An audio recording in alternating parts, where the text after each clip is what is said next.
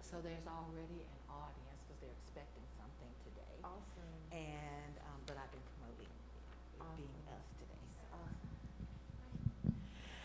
Good morning, everyone, and welcome to this special edition of the 11:11 a.m. Fireside Chat on this Friday, February the 4th, 2022.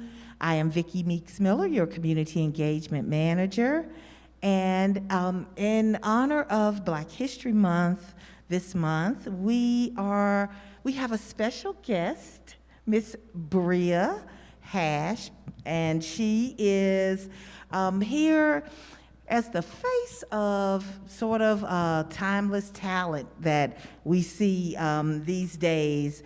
We talk about Black history, but I'd like to focus on the future today, and having someone like Bria is definitely a step in that direction.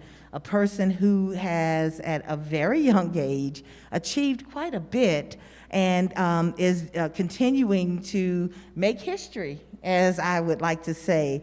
Bria, she's sort of the face of Black entrepreneurship and business as a sales strategist with a focus on behavioral-driven sales strategies. She's founder and creator of the Black Woman Sales Academy and the author of the Melanin Marketer book that provided a pathway for business owners, startups to market their business.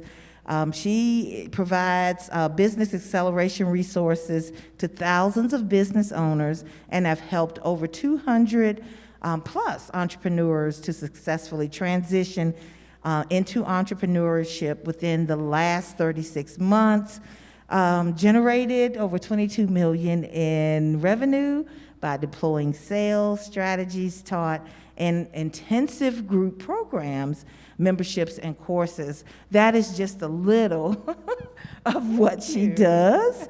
It's awesome to hear it. Yes, it is. You don't hear those things about yourself that often, and really, I have participated in some of her programs, and just to see her in action in which she makes such a connection with people. She has a way of kind of unfolding what is necessary for each particular business. And it's a remarkable process. It's a spiritual process as much as it is a business process. So I would like to ask you a few questions about your work and sort of what inspired you. What were the things that happened in your lifetime, maybe your childhood, your education, that brought you to this point? Well, I wanted to be free, so that's the first thing. So when I decided to go into entrepreneurship, it was an expression of wanting to have my time freedom. And what actually really was the catalyst that pushed me into taking the big leap many people call is my grandmother. My grandmother, my aunt's mom. This is my niece, by the way. Hello, everyone. So I'm obviously very, very proud of her. Yes. But yeah. I would be even if she were not my niece. Yeah. However, my mom was a businesswoman, a marketer. She had a number of businesses. Serial entrepreneur. Yes. Serial entrepreneur. And when she was, getting to the point where she was about to transition, as we call it, when she left the earth plane, it was really important for me to be able to spend time with her. So when it came to being an entrepreneur, I recognized that I had skill set and education and insight that I had built over the years, and I decided to use it for my good, not just for the good of corporations or companies or other people, but for myself, because my most important priority was to be there with my family. So I moved from Virginia Beach, Virginia, back to Roanoke.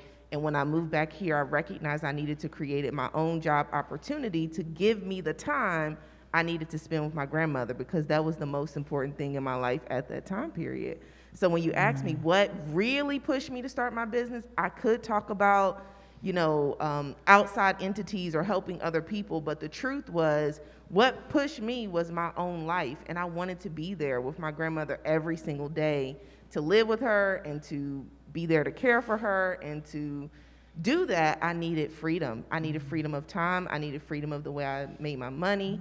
And of course, it didn't just come with me just saying, world, pay me. But it came with me offering my skills and my talents and my gifts and my skill set back to the world. And that's, where I started to capitalize on my sales instruction and skills and all those things that I built over the years. Wow. And it's very true. Again, my mom, she started a trip business, and when she took families on trips when we were young, because we couldn't afford it to go individually. So she devised the plan to charter a bus and get group rates so that families such as ours would be able to travel. She started a hat business, actually named Anya Bria, after her 2 granddaughters, in which she sold hats and accessories. And in the Black community, hats are a crown. And so it was very significant to have that perfect hat to go along with that perfect outfit. And then she also started a Red Hatters group. So she was a very innovative person. And Bria has always been a person who is a sponge. She recognizes the validity in people and their experience, and so she would then absorb that knowledge, and she was so instrumental in helping me take care of my mom. I'm the only girl in the family, so she was instrumental in helping me take care of my mom. She changed her life to be able to spend that time, made recordings of conversations, and so forth. So that brings us to another point about how instrumental our families are, especially those older family members, in providing wisdom and knowledge to the younger generation. And Bria is a product of that. So that's something we certainly wanted to emphasize today, because all of the residents here have that opportunity to be an influence on this next generation of entrepreneurs and, of those people who are building their lives. And so can you speak to that, how important that was in your life? Yeah, so right now we are in a period of time that will be looked back on in history as the Great Resignation. And it is a time period where if you are a millennial, Gen X, Gen Y, Gen Z, all of those groups, you are required to have, jobs, but also businesses. And it is a challenging time for all of us. So I think that on a collective level, on a collective conscious level, we all have to have understanding and empathy for one another. But specifically for younger groups of people, we are being stretched in ways that it's hard to understand economically, because I look at my mom and my grandparents, and it was pretty simple. It was go get a good job, and you will have your retirement, and then you'll also have your pension, and you'll have some supplemental income, and go to college, get a house, and you've done a good job. Right. And for us, it hasn't been that way. It hasn't been that linear.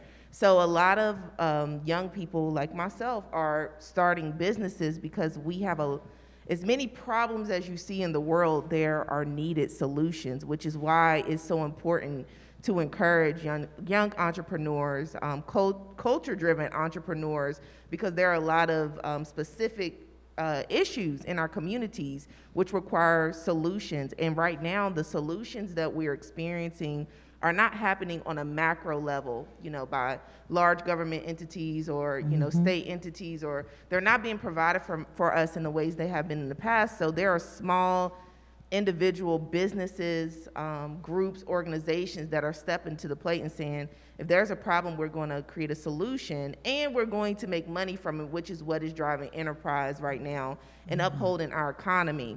So if we know that the great resignation is happening, our society is calling for new businesses to be built, and there are younger people standing in the gap, what we should all recognize is that young people are going to need wisdom-driven insight of, you know, what we should be doing. And I'm a person that I've always been so curious about that. So even when I was younger, my aunt would tell you guys that I say this, that all my best friends are 70 plus. That's the rule. You gotta have some wisdom to be around me, because y'all just do it better. I gotta be honest with you. You eat the right things, you drink the right things, you enjoy the right kind of music, and that's just the type of person I am. So I like to be around that wisdom, because I know I don't know everything, and I have a lot to accomplish in my life, and so do my peers. So it's better for us to be able to consolidate the learning curve by having, you know, grandparents and aunts and uncles and mentors and teachers just like you. And I want to really put emphasis on that, because I value your perspective, and I know that the people that are surrounding me that have good common sense value you too, because we don't want to learn the hard way. We would like to learn from your experiences, and that has always been important to me, and I know it's important to the people that stand beside me in business and in leadership as well. And you mentioned that you know, there is a segment of younger people that are starting businesses. We've had some experience with say, for instance, Mr. Xavier Swain, who Duckett. I'm sorry, that Xavier Duckett, who is the owner of Humble Hustle, and the jazz. He started the Reggae Fest that Richfield sponsored. Bria, you served on his board for I did, for a number of years. Yes, still work closely with him. Yeah. So, you know, there is a wonderful group of local business owners that are doing wonderful things, including, you know, those two. We have supported a group that does the smoothies, and the DJ Brian Bear, that, you know, they're doing wonderful things, and Richfield has already been a part of sponsoring these events and utilizing the services.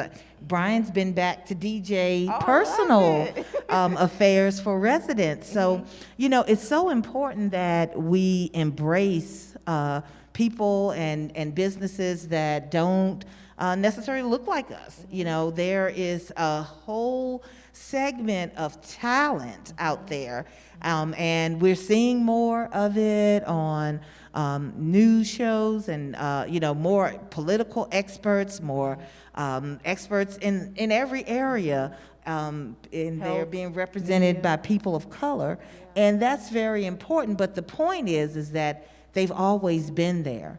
It's just that the social climate has changed in such a way that we are more inclusive, and that's a wonderful thing, because I believe that all of our communities benefit from that. You know, we are all about promoting positivity, and when we see that, that's what it seems to inspire, is positive thinking. And as our campus has a full emphasis on diversity, inclusion, and equity. Chaplain Michelle, who joins us here today, thank you for joining us. And I just had a meeting today on diversity and inclusion. So this is a big part of what Richfield does. And so we just wanted to sort of have the face of what, you know, what is happening in the communities that, you know, we would love to see make history.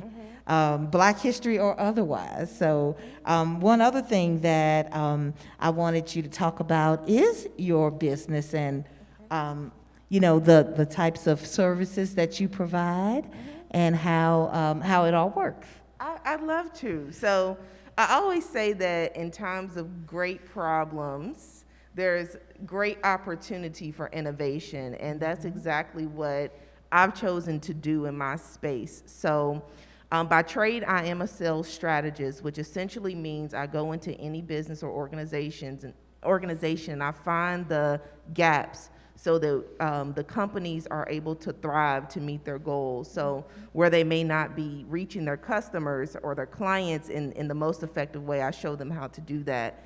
And I do it virtually. So this is not unusual to me to be on camera and to be meeting my community in this fashion. And I was doing this well before the pandemic happened. So I have always had a virtual delivery because I did not want to be limited by if I was able to get on a plane or if it would be delayed or if it was raining when I landed.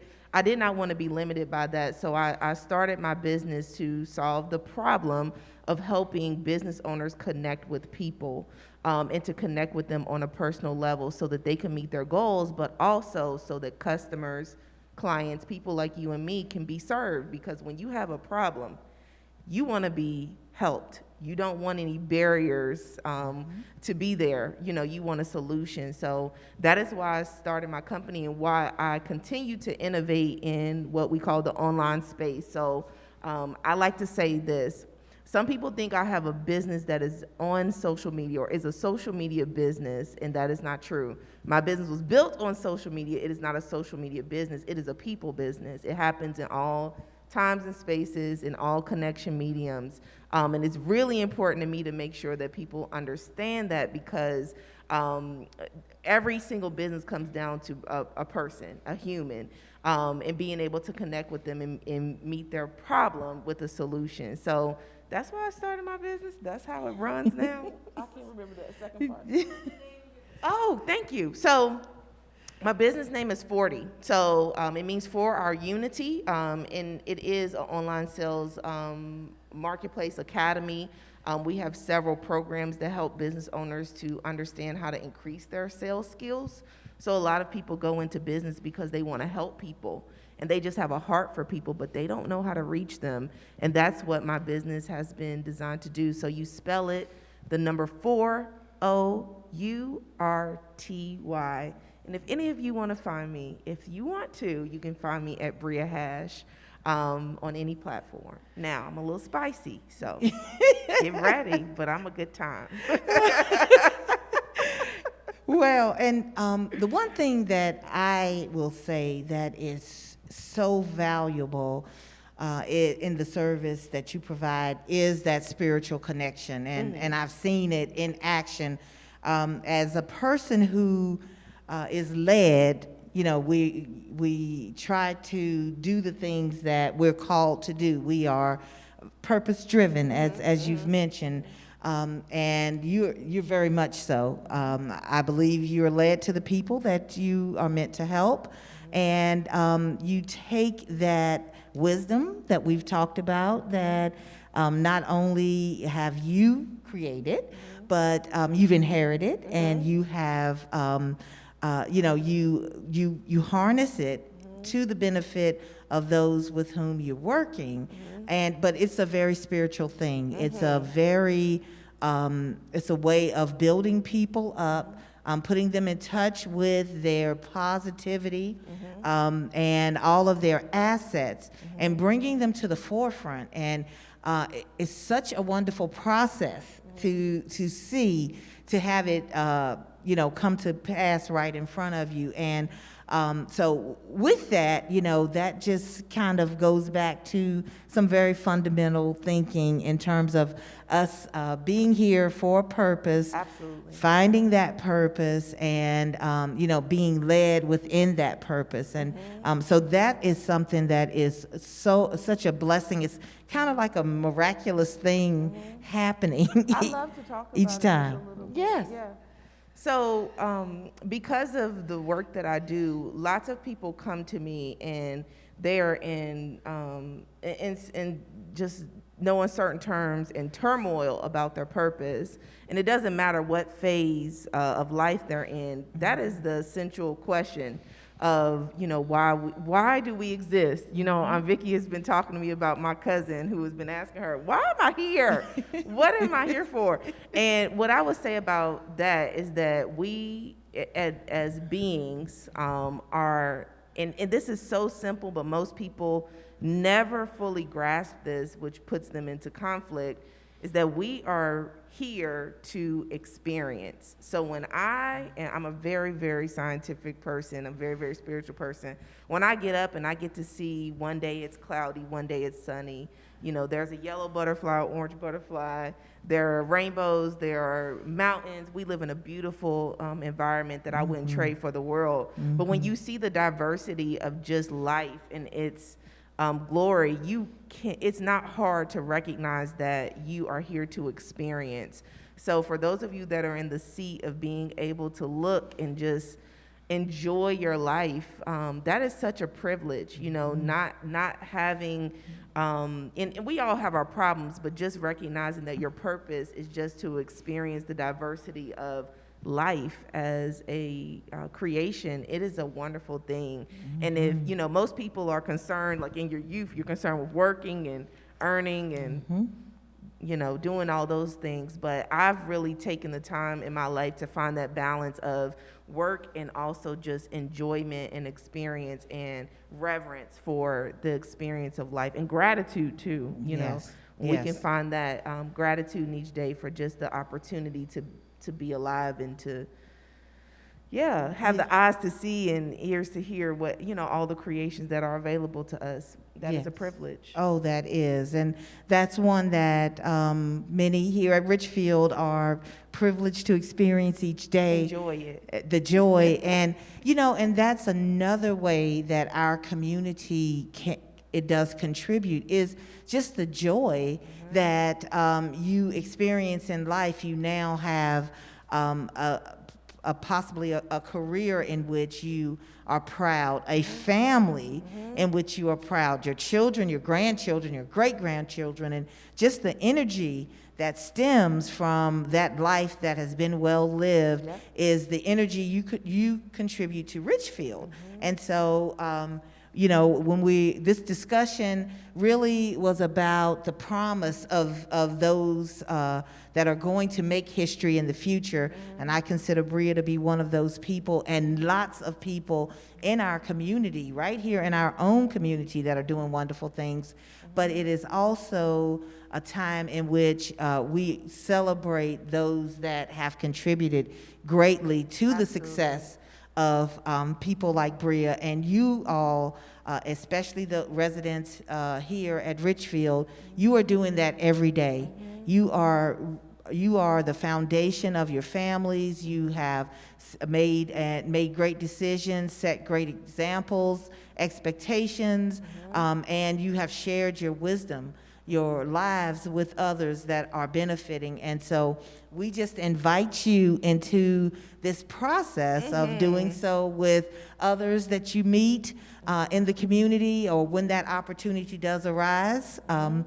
Bria and I will be working on a local mentoring, a mentoring program that will, yes, because she has clients all over the world.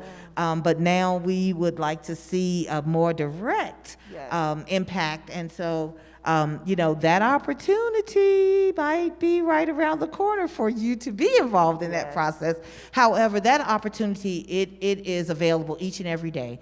Just the way that, and it's such a wonderful thing to see here at Richfield, just the way we interact with one another, how we share our lives, our gifts, our talents, is what makes the world a better place, and which is what makes Richfield a very special place. And people who are doing great things like you give us so much hope, so much encouragement, and knowing that we have wonderful talent out there that is going to change the world, continue to make it better as we stand on the shoulders of those who have come before us. So Black History Month is everybody's history. And we certainly just want to embrace everyone, and so that everyone can be a part of this process of building the community that we want here at Richfield and otherwise. Absolutely. So, Bria, are there any parting things that you would like to share with us? You have been such an inspiration. It's so funny when the tables are turned. You know, this is my oldest niece, and so I have always been in her life, and she even chose my alma mater. We both are graduates of Old Dominion University, and my brother and I were fighting neck and neck because she was considering VCU and Old Dominion, and I won. She went to my college. But it's so nice, and I'm sure you all have experienced, many of you have experienced this, whenever the tables are turned, and now we can learn from those that we've had a part in developing, and so that's such a wonderful opportunity for me. Yes, I appreciate being here so much. When I was speaking to my Aunt Vickie, or Vickie as you know her, on the way here, I asked her a very clear and direct question. What is your intention for everyone in the Richfield community today? And when she said hers, I said mine. And my intention was that whenever you all are in an earshot of an opportunity to share your wisdom, that you do it. I know at a certain point you can kind of get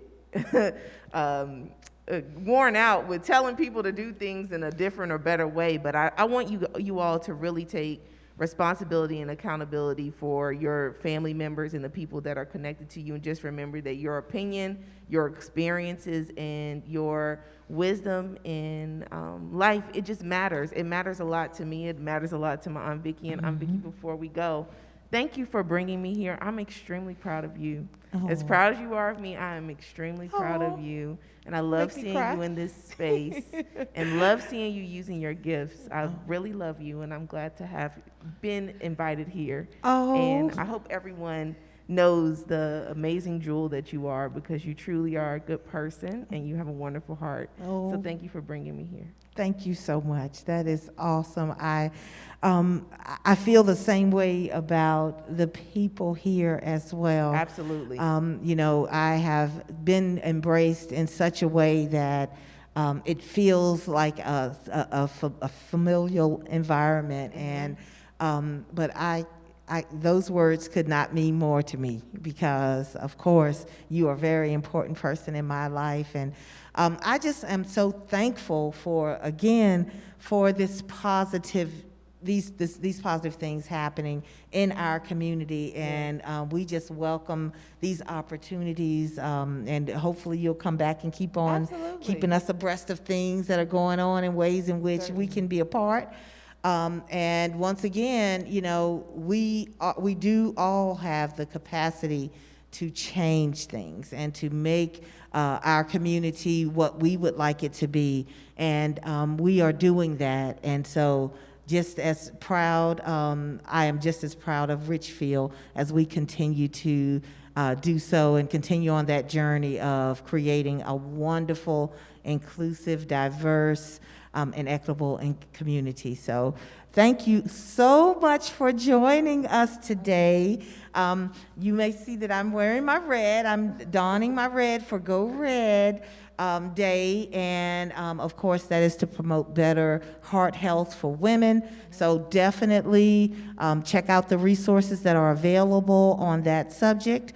And of course, I have to bring you my quote from the Jar of Awesomeness, and it states, "The best classroom in the world is at the feet of an elderly person." And that is so true, and we know that many of us have benefited from that, and with your help, we will continue to do so. Thank you all so very much for joining us for this special edition of the 11:11 a.m. Fireside Chat. I hope you all have a wonderful day and weekend, and I'll look forward to seeing you on Monday. Thanks so much. Bye-bye.